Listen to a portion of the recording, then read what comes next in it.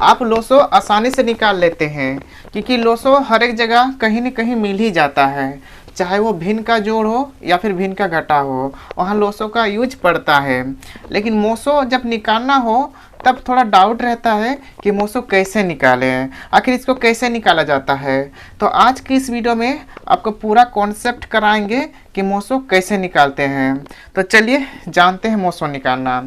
तो मोसो निकालने से पहले उसका हम थोड़ा परिभाषा देख लेते हैं। तो मोसो का परिभाषा होता है, देखिए, मोसो वह सबसे बड़ी संख्या है जो दी गई प्रत्येक संख्या को विभाजित करती है। यानी मोसो सबसे बड़ी संख्या होती है जो जितने भी जो दिया हुआ संख्या रहेगा उसको पूरा पूरा भाग करता है, ठीक है ना। जैसे अभी हम लोग 4 और 8 का मोसो निकालेंगे। सबसे पहले हम 4 और 8 का अभाज्य गुणनखंड निकालेंगे, उसके बाद इसको हल करेंगे। तो चलिए निकालते हैं। पहले 4 का गुणनखंड निकालेंगे। तो देखिए 4 किसका पहाड़े में आता है, वो भी छोटी संख्या होनी चाहिए। तो 2 का पहाड़े में आता है तो इसको 2 से भाग देंगे, 2 दूनी 4। फिर ये 2 किसका पहाड़ा में आता है, 2 का पहाड़ा में, तो 2 एकम 2। तो 4 का गुणनखंड हमारा निकल गया है। अब 8 का निकालते हैं। तो 8 किसका पहाड़ा में जाता है, 2 का पहाड़ा में जाता है, बिल्कुल 2 का में जाता है, 2 चौके 8। फिर 4 का निकालेंगे तो 2 दूनी 4। फिर 2 को हम भाग करेंगे, 2 एकम 2।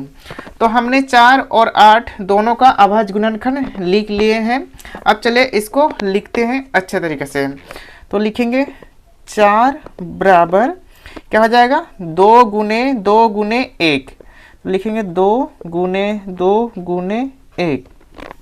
उसी प्रकार से अब हम 8 का लिखेंगे। तो 8 बराबर हो जाएगा 2 गुने 2 गुने 2 गुने 1। देखिए 1 2 3 गो 2 है, तब 3 गो 2 और 1 लास्ट में 1। अब देखिए, अब दोनों में जो एक समान है, एक ही जैसा है, उसको मिला देना है। तो ऊपर भी 2 है, नीचे भी 2 है, तो इन दोनों को हम मिला देंगे इस प्रकार से। फिर देखिए इसमें भी 2 2 एक ही जैसा है, तो इसको भी हम मिला देंगे, ठीक है। अब देखिए इसमें यहाँ 2 है लेकिन ऊपर 2 नहीं है, तो ये नहीं मिलेगा। लेकिन यहाँ 1 और यहाँ 1, ये चीज़ हमें मिल जाएगा हमारा, तो इसको भी मिला देंगे। सबका मिला दिए हैं जो जो मिला। तो जो जो मिला ना वही हमारा इसका मोसो हो जाएगा। तो 4 और 8 का मोसो हो जाएगा हमारा 2 गुने 2 गुने 1। तो लिखेंगे 2 गुने 2 गुने 1। अब गुना कर देंगे तो 2 दूनी 4, 4 एकम 4। तो 4 और 8 का मोसो हमारा 4 हो जाएगा, ठीक है। इसी प्रकार से चले 12 और 18 का निकालते हैं। तो सबसे पहले इसका अभाज्य गुणनखंड निकालेंगे। देखिए दोस्तों, 12 का अभाज्य गुणनखंड निकालेंगे तो किस संख्या से 12 भाग जाएगा, और वो संख्या अभाज्य होना चाहिए। तो 2 का पहाड़ा में भाग आता है, तो 2 छेक 12 करेंगे। फिर 6 को भाग करेंगे, 2 तिया 6। फिर 3 को भाग करेंगे, 3 एकम 3। तो 12 का तो गुणनखंड हम निकाल लिए। अब 18 का निकालेंगे। तो इसको लिखेंगे 2 नम 18। फिर 9 2 का पहाड़ा में नहीं आता है, तो 3 से देंगे, और 3 भी हमारा अभाज्य संख्या है, इसलिए 3 से दे सकते हैं। तो 3 तिया 9, और फिर हो जाएगा हमारा 3 एकम 3। तो 12 और 18 दोनों का हम अभाज्य गुणनखंड निकाल लिए हैं। तो इसको पहले लिख लेते हैं।